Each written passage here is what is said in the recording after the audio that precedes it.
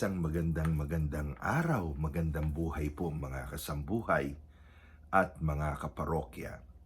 Ako po si Father Domi Guzman ng Society of St. Paul, All for the Gospel, na bumabati po sa inyo mula po dito sa kaisa-isang parokya ng mga paring Paulino sa amin pong mission area ng Pilipinas at Macau, ang Our Lady of Sorrows Parish Church, FB Harrison, lungsod ng Pasay, dambana ng Mater Dolorosa de la Pieta. Kumusta po kayo? Ngayon po ay pasimula na naman ng isang linggong paggawa. Araw po ng Lunes at ito po ang Lunes ng ika-32, Monday of the 32nd week of Ordinary Time. Pero ngayon din po ay November 9, and every November 9, meron po tayong napakahalagang pista. Ang pista ng dedication o pagtatalaga ng Basilika ng San Juan Laterano sa siyudad ng Roma. Ang Basilika ng St. John Lateran, ang una po at pinakamatandang simbahang gusali para sa lahat ng Kristiyano. Ito ay dating palasyo ng Emperador Constantino, anak ng Emperatriz Elena, at ito'y itinayo ng Emperador Constantino sa lupa na pag-aari ng Laterani family ng Roma. Noong taong 324, ito pong palasyong ito ni Constantino ay kanyang ibinigay sa Santo Papa. At ang Santo Papa po noon si Pope Sylvester I. Yan, parang Sylvester Stallone. Pope Sylvester I dedicated ito pong Laterani Palace ni Emperor Constantine upang maging kauna-unahang Cathedral Church ng Roma noong ika-9 ng Nobyembre 324. Kaya ito po ay ipinagpipista natin sa araw na ito. Dedication of the Basilica of St. John Lateran. Ang simbahang ito, maliban sa ito ang una at pinakamatandang simbahang gusali ng buong Kristyanismo, ito po ay nagsilbing residensya ng mga Santo Papa mula 324 AD hanggang 1309, kung saan ang mga Santo Papa ay lumipat ng residensya sa Avignon sa Pransya. Dahil po sa kakaibang kasaysayan at patuloy na pagiging katedral ng Roma, netong Basilika ng San Juan Laterano, ito ay binigyan ng titulo sa wikang Latin, Omnium Ecclesiarum Urbis et Orbis Mater et Caput, na ang ibig po sabihin ay Mother and Head of all churches of Rome and of the world. At tinawag po itong St. John Lateran sapagkat galing nga ito nakatayo ito sa lupain ng Laterani family ng Roma, at ito po ay itinalaga sa karangalan ng ating Panginoong Hesus bilang Redemptor, Redeemer of the world, at gayon din po kay San Juan Bautista at kay San Juan Evangelista.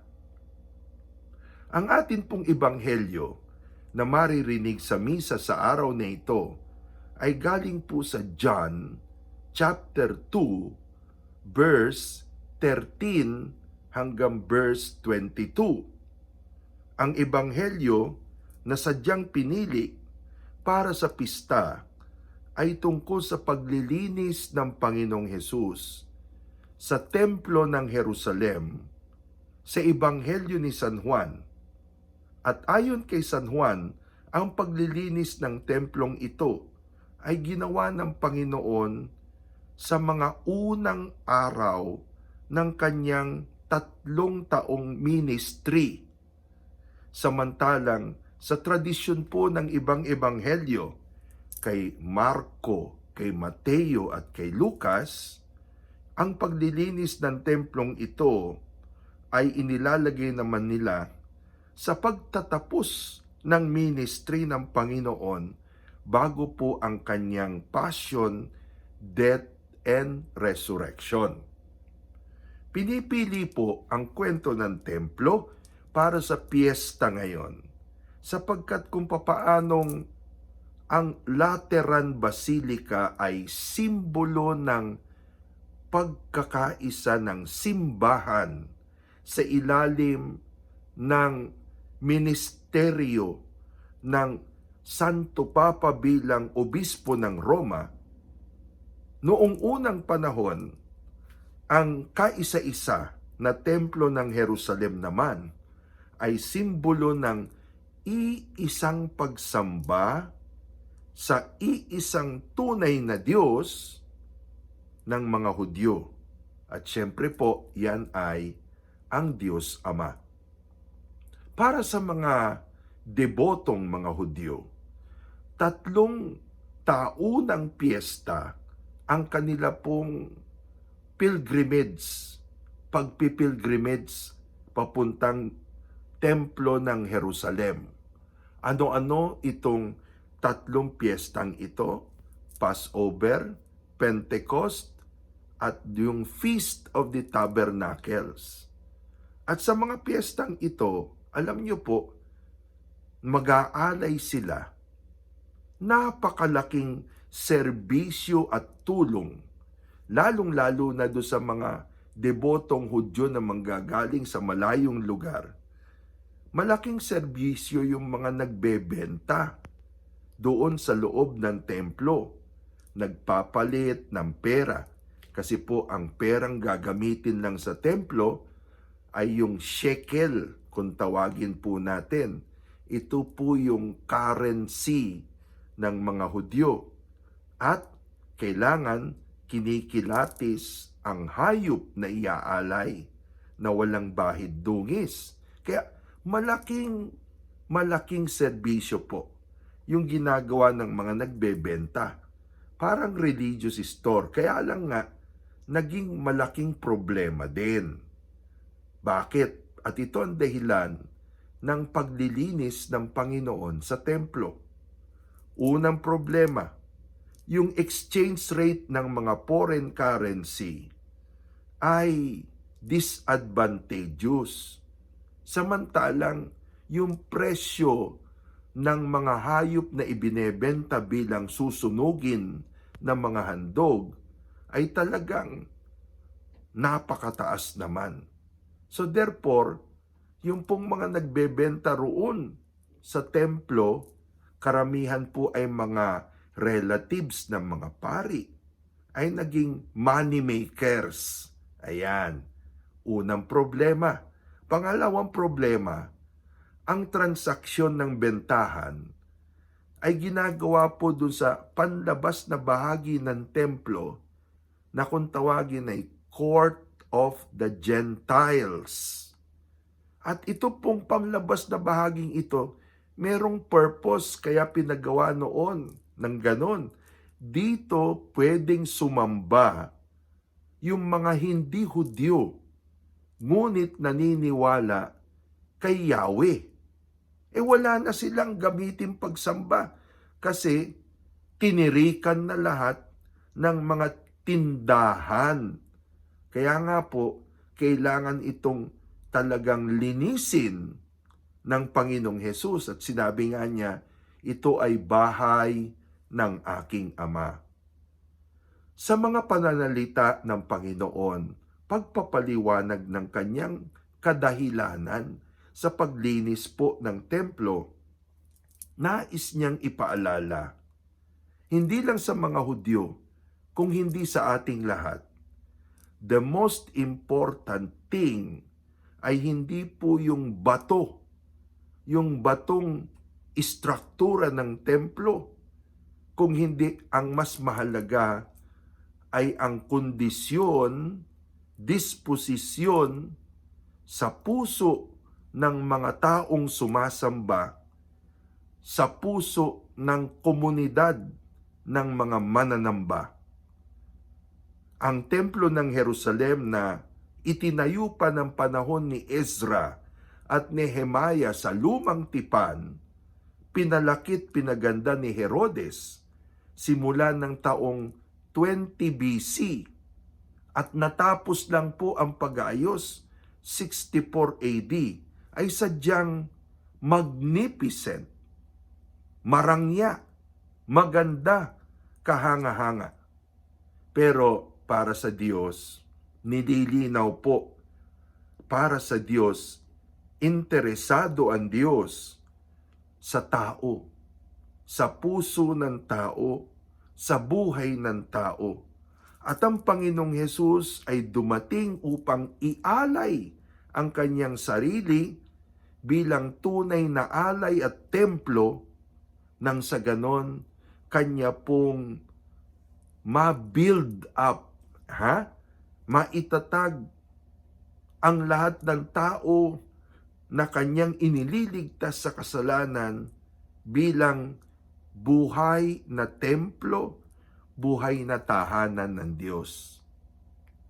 So, habang atin pong ipinagdiriwang ang kapistahan ng St. John Lateran at tayo po ay nagpapasalamat sa historical na simbahan na ito, huwag po nating kakalimutan ang batong simbahan dapat simbolo lang ng isang mas mahalagang realidad na hinahanap ng Diyos. Nananahan ang Diyos hindi sa bato, kung hindi sa puso, sa pag-uugali, sa buhay ng mga sumasampalataya. Ayan. So sana po kayo po'y naliwanagan ng ating pong pagbasa para po sa araw na ito, November 9. Paki-like, paki-share, paki-post, repost sa inyo pong timeline at sa timeline po ng inyong mga kaibigan ang pagkagising sa umaga sa Lunes na ito. And patuloy nating i-promote na mag-subscribe po lahat sa YouTube channel na Domi Guzman at sa Facebook fan page na Pagkagising sa Umaga. Ngayon po, maghapon na naman kasama kayo sa akin po mga prayers, mga virtual parishioners ng Pagkagising sa Umaga. Pero again, allow me, ngayon pong Lunes na ito, magandang Lunes, na batiin ang ating mga virtual parishioners, batiin po ang ating mga cooperators ng apostolado na galing po sa mga parokya, mga Bible groups, at mga ministries. Siyempre, unahin na natin dyan, lahat po ng parokyano ng Our Lady of Sorrows Parish, dito po sa Pasay. Ang Our Lady of Sorrows Outreach Foundation Incorporated, o SOPI, na meron po siyempreng mga apostolado at ito po ay pinangangasiwaan ni na Ate Leonor, si Nelo, si Rose Lane, at gayon din binabati natin si Mr. and Mrs. Andy and Esther Pablo. Kumusta po, no? God bless and greetings din po sa San Lorenzo Village Monday Bible Group ni na Sister Brenda Season Reyes, Nini Licaros, Fortune Ledesma, Chit Salud, Chit D, Letty Lopez, Josie Bernardo, Nene Leonor, Mengay Cabarrus, Tessie Amparo, Fanny Blanco, Nelly Benson, Alice Cabahug, Lita Helano, Nati Goles, Sylvia Lacson, Fenang, Shirley Uy, at Lourdes Choa. Pagbati rin po at pagpapala sa Monday Prayer Group ng Urdaneta Village, sina Tita San Benaventura, Perla at Oberoy, Brother Ruping, Rupino at Violeta Tiangco, si Brother Ed at Luz Tagle, at ang magkapatid na Cecil Saavedra at Belen Behasa. Binabati rin po natin ang mga parokyano ng Santa Maria de la Estrada sa Quezon City. Kasama po riyan ang parish priest at syempre po si Perks Domingo, ang kanilang Formation Ministry Head, at si Dina Reyes at ang kanyang pamilya, at si Violet Ramiro at ang kanyang buong pamilya. Greetings and blessings din po sa Our Lady of Fatima Parish, Karangalan Village, Cainta, at sa Two Hearts Community, kinabibilangan ni Brother Romy at Marivic Plosius at ang kanilang buong pamilya. Binabati rin po natin at ipinapanalangin ang intentions ni Infinity Love at Lily Chua. Gayun din po ang Bible group ng mga ladies, sina Geraldine Osier, Rachel Nang, Carol C., at Julie Go. Greetings and blessings din po sa South Mall Ministry, sina Susan, Boying, at CK De Leon, Niduasa at Gonzaga families, si Andy at Vicente Agos at ang kanilang pamilya, si Nino at Marites Molina, Ana at Florante Malinaw, si Camille at gayon din po si Ann Margaret Valdez. Binabati rin po natin siyempre ang Obias Ledesma family ni Janina, Gina, Jessie, Chris Matthew Obias. At gayon din, greetings and blessings kay Judith Ilagan, kay Nelson Santos, Maria Edisa Planillo and family, Iluminado Aribe and family, Angelo Joseph Lofranco, Paul Joseph Lopez, Maria Isabel Ocampo, Ana Regina Fernandez, Maria Novelin Libo, Claudia Soliman, Raul Gonzaga, Andre Rose, at Mark Amadeo Balon. Sa inyo pong lahat, mapagpalang linggo, mapagpalang Lunes. Alleluia! Alleluia!